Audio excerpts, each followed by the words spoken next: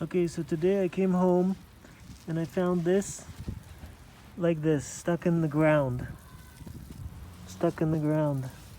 I look at it, it's like half a bird, wing or something. Okay, half a wing. I don't know what kind of bird it is. And it was, this rock was stuck in the ground with the bird. It's like this rock was falling, broke the bird in half, and jammed it into the ground here. Maybe it hit the wing.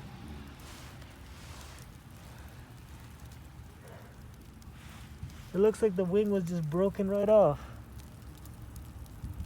This rock wasn't here because I was putting in this little wooden beam, so I took everything out. Is it possible that this rock fell from the sky and hit a bird's wing,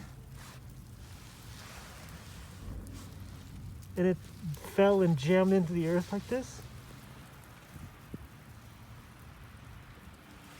That's my question. This is what I found today. That's how it looked.